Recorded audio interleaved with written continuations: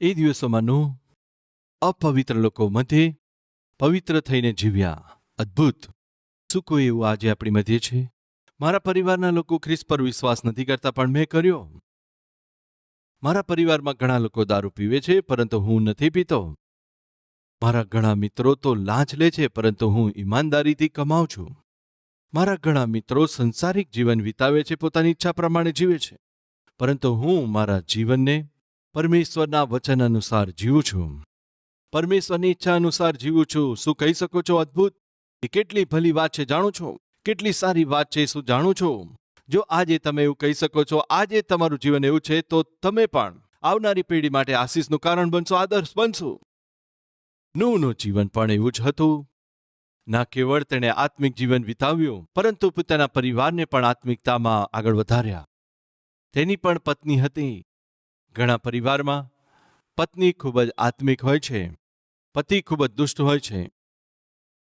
વળી ઘણા પરિવારની અંદર પતિ ખૂબ સારા હોય છે, પત્ની ઝઘડાખોર હોય છે. કેવળ પતિ ચર્ચમાં જાય છે, પત્ની નહીં. કેવળ પત્ની ચર્ચમાં જાય છે, પતિ નથી આવતા. પતિ પત્ની જાય છે, પરંતુ બાળકો નથી જતા. બાળકો જાય છે, પણ મા બાપ નથી જતા. ઘણા એવા પરિવારને આપણે જોયા છે. પરંતુ નૂહના જીવનમાં જુઓ, માત્ર તેણે આત્મિક જીવન નથી વિતાવ્યો, પરંતુ પોતાની પત્નીને પણ આત્મિકતામાં વધાર્યા. એટલું જ નહીં, પોતાના 3 બાળકોને પણ આત્મિકતામાં તેમણે આગળ વધાર્યા. પુત્રવધુઓને પણ આત્મિકતામાં વધાર્યા. એક શાનદાર આત્મિકતાનું ઉદાહરણ. શું એ સરળ હશે? પત્નીને, બાળકોને, પુત્રવધુ સર્વને આત્મિકતામાં લઈ જવા શું એ સરળ હોઈ શકે? જેટલા લોકોને બાળકો છે તે જાણે છે કેટલું કઠણ છે. અસંભવ નહીં કહું, પરંતુ ખરેખર કઠણ છે. અય્યુબને પણ સંતાન હતા. તે સર્વ આત્મિકતામાં જીવ્યા. સર્વનું આત્મિકતામાં વધવું તે કેવી રીતે સંભવ બન્યું? દરરોજ અય્યુબ ઉઠીને પોતાના બાળકોને માટે પ્રાર્થના કરતા હતા. સવારમાં વહેલા ઉઠી જઈને પોતાના એક બાળકોને માટે તે પ્રાર્થના કરતા હતા, બલિદાન અર્પણ કરતા હતા. અય્યુબની પ્રાર્થનાએ તેના આત્મિક જીવનમાં તેના બાળકોની ચારે તરફ, તેના પરિવારની ચારે તરફ એક પ્રાર્થનાનું સુરક્ષા કવચ પૂરું પાડ્યું. એટલા માટે અય્યુબના બાળકો આત્મિક જીવન વિતાવી શક્યા. જુઓ, નૂહની આત્મિકતા કેટલી અદ્ભુત આત્મિકતા છે. તેની આસપાસના લોકો પાપ કરતા, ખરાબ કામોમાં લીન હતા. નૂહ આત્મિકતામાં, પવિત્રતામાં લીન હતા. ના કહેશો, પાળક સાહેબ, આજે જો હું બગડી ગયો છું તો આસપાસના લોકો તેનું કારણ છે, એવું ના કહેશો. શા માટે બેઈમાનીથી પૈસા કમાવ છો? શું કરીએ સાહેબ, મારું કામ જ ધંધો એવો છે, ત્યાં તો બસ બેઈમાની જ ચાલે છે. એટલા માટે મારે પણ એ રીતે કમાણી કરવી પડે છે, કેમ કે બધા જ એ રીતે કમાય છે. એક દિવસે એક ભાઈ કહે છે, પાળક સાહેબ, મને દારૂ પીવો મને પણ સારો નથી લાગતો. હું દારૂ પીનાર નથી, પણ મારું સર્કલ કંઈક એવું છે. પાળક સાહેબ એમ કહ્યું, તમારું સર્કલ એવું છે, તેનો અર્થ શું છે? શું કહેવા માંગો છો? હા, ઘણો બધો દારૂ પીવે છે. તો જેઓ ખૂબ જ દારૂ પીવે છે તેમની મધ્ય શા માટે તમે રહો છો? એમ પૂછે છે. મારું કામ જ એવું છે સાહેબ. ઠીક છે, તેઓ દારૂ પીવે છે તો તેમને પીવા દો ને. તમારે પણ દારૂ પીવાની શી જરૂર પડે છે? અરે સાહેબ, શું વાત કરો છો? મારું કામ જ એવું છે. હું બાર અટેન્ડર છું પાળક સાહેબ. મારું કામ છે લોકોને દારૂ પીવડાવો, એ જ મારો ધંધો છે. શું કહે છે? એ મારું કામ છે. મારું કામ જ કંઈક એવું છે, એટલા માટે હું પણ પીઉં છું. તો પછી આ ભાઈ સાહેબનું કામ શું છે? બારમાં અટેન્ડર છે. તેમનું કામ શું છે? જેઓ દારૂ પીવા આવે છે તેમને દારૂ પીરસે છે. શું તે સિવાય દુનિયામાં બીજું કશું કામ ના મળ્યું? તે લોકો દારૂ પીને ચાલ્યા જાય છે, ત્યાર પછી બોટલમાં થોડો દારૂ વધે છે. તે શા માટે બરબાદ કરું એમ કહીને હું પી જાઉં છું. તો આપણા ભાઈ અહીંયા શું કરે છે? સાધારણ રીતે જો કોઈ કંઈક બચાવીને છોડીને ચાલ્યા જાય છે તો આપણે કહીએ છીએ આપણે જમવાનું બરબાદ ના કરવું જોઈએ. આ રીતે કહેતા જે કંઈ વધેલું હોય, સાધારણ રીતે જો તે બગાડ્યું ના હોય તો આપણે શું કરીએ છીએ? તે બહાર કાઢીએ છીએ. તો આ ભાઈ સાહેબ પણ નીચે જે કંઈ વધેલા થોડા ઘણા ડ્રોપ્સ છે, દારૂના, બિયરના બોટલમાં જે કંઈ થોડા ઘૂંટડા છે, તેમાં ભાઈ સાહેબ મજા કરે છે, એશ કરે છે. અને પછી પોતાને સારા કેવડાવવા પ્રયાસ કરે છે. અરે હું શું કરું? મારું કામ જ એવું છે. તમે શા માટે જાઓ છો? તમે સારું જીવન જીવવા માંગો છો, ન્યાયી જીવન જીવવા માંગો છો, બાળકોનો ખ્યાલ રાખવા માંગો છો, પત્નીનો ખ્યાલ રાખવા માંગો છો અને તેમનું ધ્યાન રાખવા માંગો છો, તો પછી તે નોકરીને છોડી દો. તે તમે છોડ્યા વગર શું કરું? મારી નોકરી એવી છે, મારા દોસ્ત એવા છે અને મારી આસપાસના માહોલ કંઈક એવા છે, હું શું કરું? એવું કહેવું માત્ર એક બહાનું છે. હું તો ચાહું છું, પરંતુ મારી નોકરી એવી છે, મારા દોસ્ત એવા છે, હું શું કરું બ્રધર? મારી પરિસ્થિતિ એવી છે, મારો વેપાર એવો છે, વેપારનો મારો પાર્ટનર એવો છે, હું શું કરું? એટલા માટે હું ભૂલ કરું છું. તો સાંભળો, તે સમયે નૂહની આસપાસનો સમાજ પણ ઘણો દુષ્ટ હતો, તો પણ પવિત્ર જીવન વિતાવે છે. કેમ? તેણે નિર્ણય લીધો, ભલે હું આ પાપી લોકોના વચ્ચે રહું છું, પરંતુ હું પાપી નહીં રહું, પાપ નહીં કરું. એક વાત જણાવો, નાવ તો તમે સર્વે જોઈ હશે, જોઈ છે ને? નાવ પાણીમાં રહેવા બનાવી છે, સાચું છે કે નહીં? બરાબર. તો હવે આ નાવડી પાણીમાં રહેવા બનાવી છે, પરંતુ જો પાણી તેમાં આવી જાય તો શું થશે? અરે, પાણી નાવમાં હોય કે નાવ પાણીમાં હોય, વાત તો એક જ છે ને. ના, એવું નથી, નાવ ડૂબી જશે.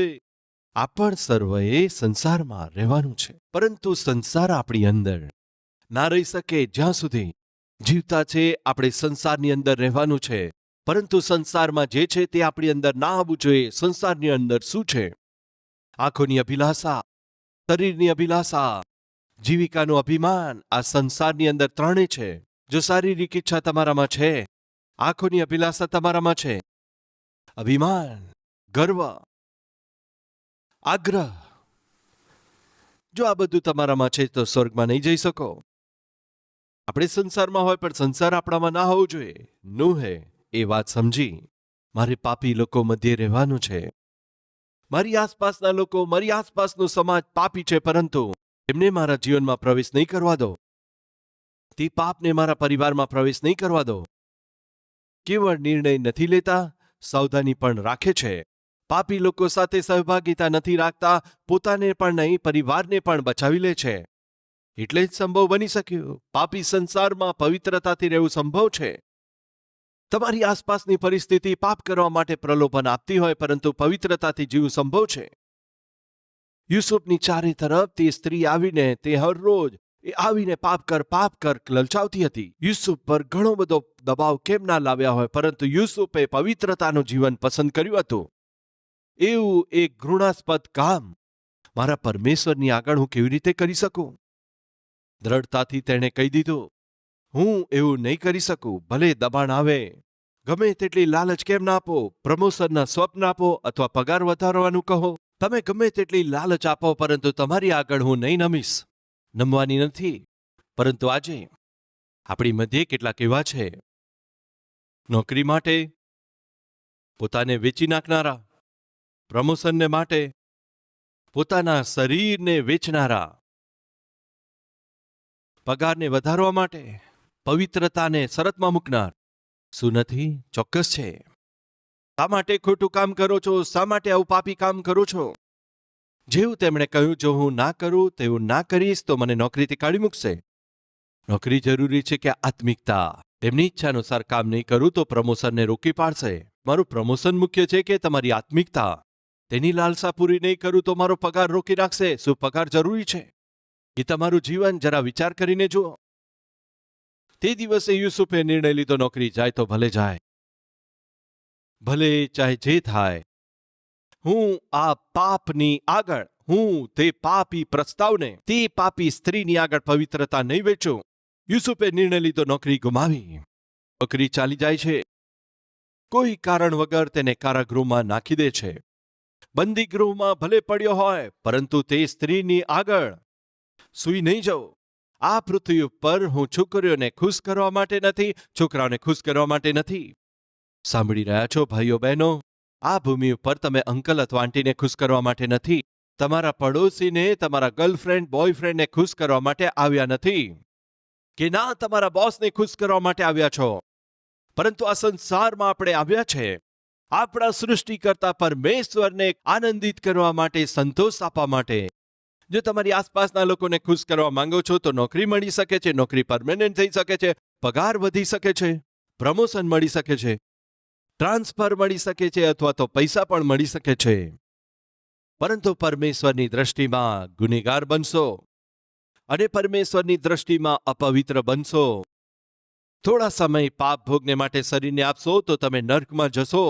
તે દિવસોમાં યુસુફે શું કહ્યું જાણો છો? મારી નોકરીથી વધારે, મારી પરમેનન્ટ જોબથી વધારે, મારા પગારથી વધારે પરમેશ્વરને આનંદિત કરવા મારા માટે જરૂરી છે. નોકરી ચાલી જાય છે, બંદીખોરમાં નાખે છે. ધ્યાનથી સાંભળો, જો તે દિવસે લટ્ટુની જેમ ફરતી તે સ્ત્રીની વાત તેણે માની લીધી હોત, ચોક્કસપણે તેની નોકરી પરમેનન્ટ થઈ જાત, તેને પ્રમોશન પણ મળી જાત, કદાચ પગાર પણ વધી જાત, પરંતુ દેશને ચલાવનાર પ્રધાનમંત્રી યુસુફ કદાચ ક્યારેય ના બની શકે. તે સ્ત્રીએ યુસુફને પોતાને વશ કરવા માટે પૂરો પ્રયાસ કર્યો હતો, ત્યાં સુધી કે તેના વસ્ત્રો પકડીને તેને વિવશ કર્યો હતો.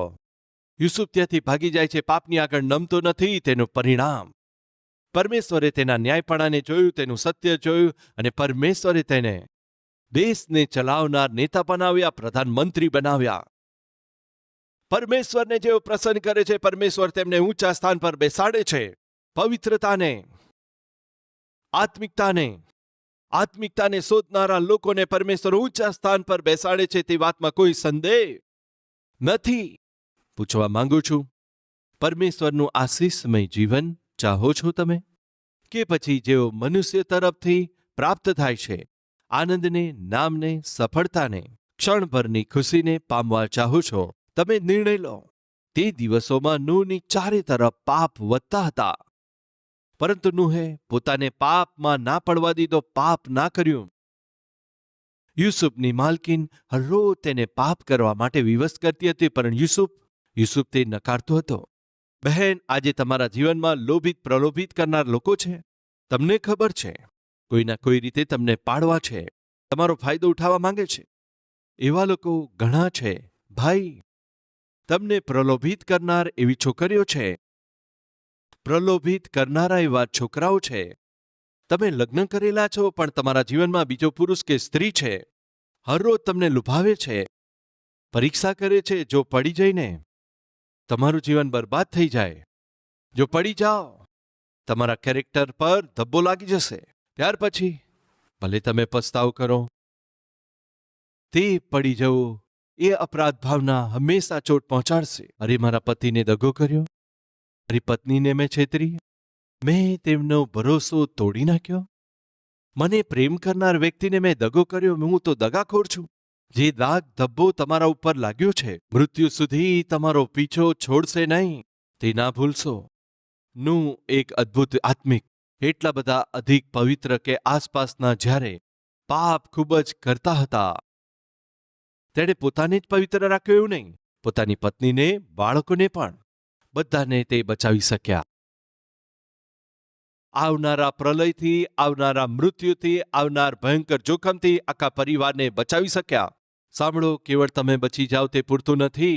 આજે ઘણા પરિવાર એવા છે, પત્નીનો ઉદ્ધાર થયો, પતિનો નહીં, પતિનો ઉદ્ધાર થયો, પત્નીનો નથી થયો. પ્રાર્થનાને માટે વિનંતી આપે છે, મારા બાળકોના ઉદ્ધાર માટે પ્રાર્થના કરજો, મારા પતિના ઉદ્ધાર માટે પ્રાર્થના કરજો, મારા પત્નીના ઉદ્ધારને માટે પ્રાર્થના કરજો. મારા ઘરમાં કેવળ હું જ તારણ પામ્યો છું. કેટલા લોકો એવું કહે છે. બાકીનાનું શું થયું? જાખી, જલ્દી નીચે ઉતરી આવ. આજે તારા ઘરે ઉદ્ધાર આવ્યો છે, તારા ઘરે તારણ આવ્યું છે. ઈસુ કહે છે, આજે તારા ઘરે તારણ આવ્યું છે. તમારા પરિવારમાં ઉદ્ધાર, તમારા પરિવારના દરેક સદસ્યનો ઉદ્ધાર થવો જોઈએ. જ્યારે તે બંદીખાનાનો દરોગો પોતાને મારી નાખવા ચાહતો, પાઉલ ને સિલાસ કહે છે, પોતાને હાનિ ના પહોંચાડો, મેં સર્વ અહીંયા છે. ત્યારે તે અધિકારી તેમને પૂછે છે, હે સજ્જનો, ઉદ્ધાર પામવા માટે હું શું કરું? પાઉલ ને સિલાસે શું સાક્ષી આપી તમે જાણો છો? પ્રભુ ઈસુ ખ્રિસ્ત પર વિશ્વાસ કરે એટલે તું અને તારા ઘરના તારણ પામશે. એ જ પ્રભુની ઈચ્છા છે. તમે અને તમારા ઘરના ઉદ્ધાર પામે એવી પ્રભુની ઈચ્છા છે. નું અને તેનો પરિવાર બચી જાય, પ્રભુની એવી ઈચ્છા હતી અને એવું જ થયું. આજે આપણા પરિવારોમાં પ્રભુની ઈચ્છા નહીં હોય? આજે તમારા પરિવારમાં ઉદ્ધાર પામેલા લોકો શું બાકી છે? તેમને માટે શું કરો છો? હું શું કરી શકું છું?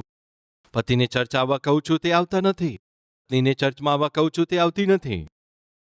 શું કરી શકીએ? મારા પતિ સારા માણસ નથી, આવારા છે, બદમાશ, શરાબી છે. ચાલો માની લીધું તમારા પતિ સારા નથી, આવારા છે, શરાબી છે, બદમાશ છે, મારે છે. પણ તમે તેમના વિશે શું કરો છો? હું શું કરી શકું છું? એમ કહીને તમે બચી જવા માંગો છો, પણ જે કરવાનું છે કરતા નથી. પણ જો તમારા પતિનો ઉદ્ધાર કરવો હોય, તેમને તમારી સાથે ચર્ચમાં લાવવા હોય તો શું કરવું જોઈએ? મારા હાથોમાં શું છે? હું શું કરી શકું? દારૂ પીનારને કેવી રીતે બદલી શકું? સાધારણ રીતે આપણે એવું કહીએ છીએ. એક બહેન વારંવાર પાળક સાહેબ પાસે આવીને, પાળક સાહેબ, પ્રાર્થના કરો છો ને મારા પતિમાં બદલાવ આવે. કોનામાં? મારા પતિના બદલાવ માટે પ્રાર્થના કરજો. હા, કરું છું બહેન. બીજા રવિવારે ફરીથી બેન આવે છે, પાળક સાહેબ, મારા પતિને માટે પ્રાર્થના કરો છો ને?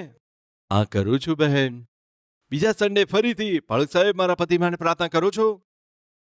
મારા પતિનું બદલાણ થાય. રૂકો એક મિનિટ. દર રવિવારે મારી પાસે આવીને મારા પતિનું બદલાણ થાય, પતિનું બદલાણ થાય એ રીતે કહો છો, પરંતુ શું તમારી અંદર બદલાણ છે? અરે, મારી અંદર શું બદલાણ આવવું જોઈએ? દર રવિવારે હું તો ચર્ચમાં આવું છું. ના બહેન, મારા પ્રશ્નનો જવાબ આપો. શું તમારામાં બદલાણ આવ્યું છે? બદલાણ છે? અરે પાળક સાહેબ, આ તમે કેવો પ્રશ્ન પૂછો છો? દર રવિવાર ચર્ચમાં આવું છું અને આગળ બેસું છું, પરંતુ શું તું બદલાય છે? અરે પાળક સાહેબ, જ્યારે તમે કહો છો ત્યારે વચન તો હું જ વાંચું છું, પણ શું તમારું બદલાણ થયું છે? અરે આ શું પાળક સાહેબ, દર વખતે સમય પર હું દાન તો આપું જ છું ને, જોરથી તાલી પાડીને ગીત ગાઉં છું, સવાલનો જવાબ નથી આપતી, અહીં થઈને વાતો કરે છે. દાન આપું છું, ઓફરિંગ, બાઇબલ વાંચું છું, ચર્ચમાં આવું છું, આગળ જ બેસું છું, ચર્ચની સાફ સફાઈ પણ કરું છું, સેવામાં ભાગ પણ લઉં છું. ઘણી બધી વાતો કરે છે, પણ શું તારું બદલાણ થયું છે? આ પ્રશ્નનો જવાબ નથી આપતી. અરે મારું શું બદલાણ પાળક સાહેબ? બહેન, ખ્રિસ્તની સેવામાં તું ભાગીદાર થાય છે, પણ બહેન, શું ખ્રિસ્તને પોતાના જીવનથી પ્રગટ કરે છે? આ પ્રશ્નનો જવાબ આપ. શું તારી વાતોથી પ્રભુ ઈસુ છલકાય છે? શું તમારા પતિ તમારા જીવનમાં પ્રભુ ઈસુને જોઈ શકે છે? શું તારા પારિવારિક જીવનમાં ખ્રિસ્તને પ્રગટ કરનારી જીવનશૈલી છે? ખ્રિસ્તના પ્રેમને બતાવે છે? એક આદર્શ પત્ની તરીકે જીવે છે? એક ખ્રિસ્તી પત્નીને વચન અનુસાર જેવું જીવવું જોઈએ, શું તું રહે છે? પહેલા તમે બદલાણ પામો, પછી તમારો પત્ની બદલાશે. બાળકનું એવું કહેતા જ બહેનની આંખો ખુલી ગઈ, કેમ કે તેમને જ ખબર છે ઘર પર તેઓ કેવો વ્યવહાર કરે છે, પસ્તાવો કરે છે. પ્રભુ, ઘરની અંદર એક સારી સાક્ષીનું જીવન હું નથી જીવી.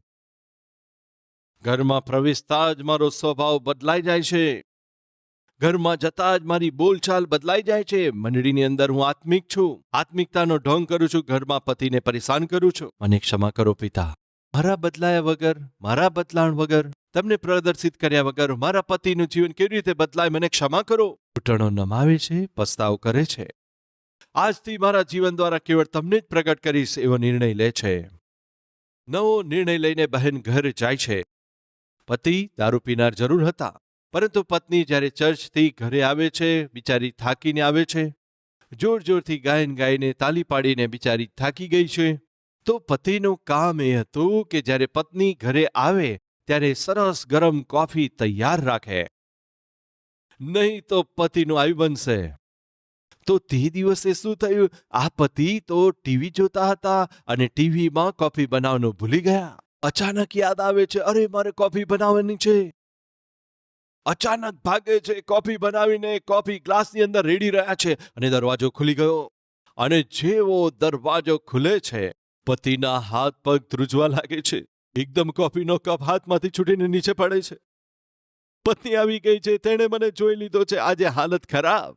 પત્ની પાસે આવે છે, એના હાથ પગ ધ્રુજે છે.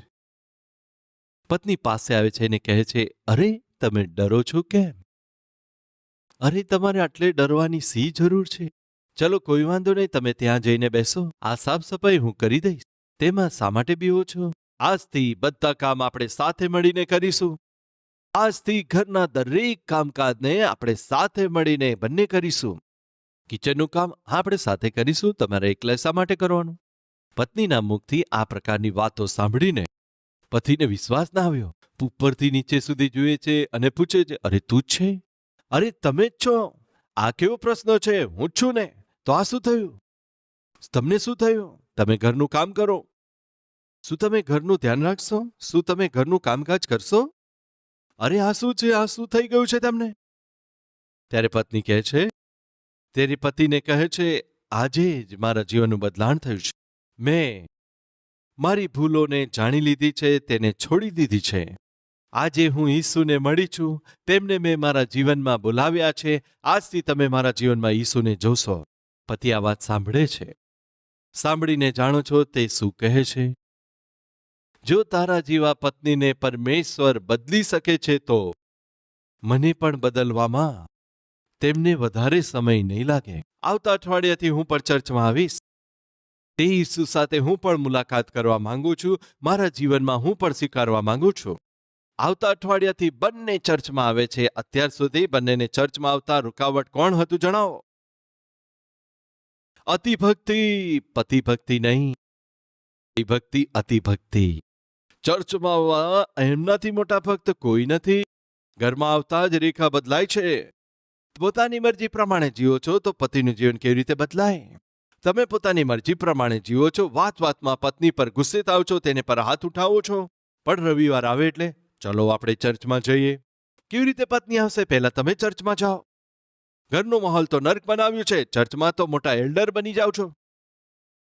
પહેલા તમે તો બદલાઓ, હું બદલાઈ જઈશ એવું નથી બોલી શકતી, નહીં તો મારશે. અંદર અંદર ઘૂંટાયા કરે છે. પતિના બદલાણ વગર બદલાતી નથી. પત્નીના બદલાણ વગર પતિમાં બદલાણ નહીં આવે. જો આજે તમારા પતિ, પત્ની અથવા બાળકો પરમેશ્વરથી દૂર છે તો ક્યાંક ને ક્યાંક તેનું કારણ તમે તો નથી ને. પોતાની અંદર થોડું ઝાંખીને જુઓ. એક પતિ પત્ની થઈને, એક મા બાપ તરીકે કંઈક એવું તો નથી ને જે આત્મિકતા તમારા જીવનમાંથી પ્રગટ થવી જોઈએ. તેઓ જોઈ શકતા નથી અને એ જ કારણે તેઓ આજે પરમેશ્વરથી દૂર છે. પોતાને પારખો, પોતાને તપાસી જુઓ.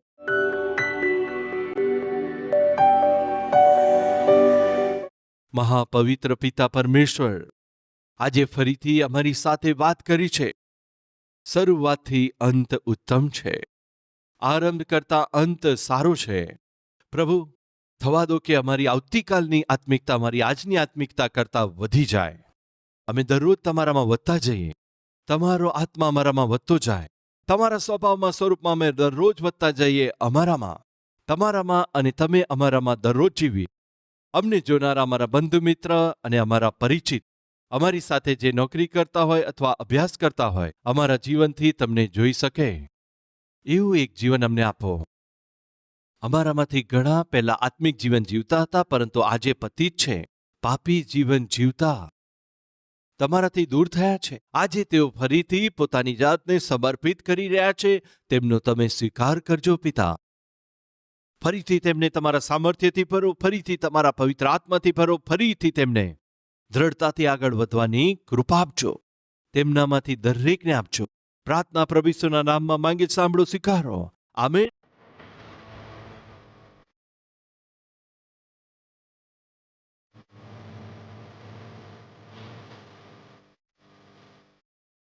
અમારું address Calvary, post box number 30, Kukatpally, Hyderabad 72.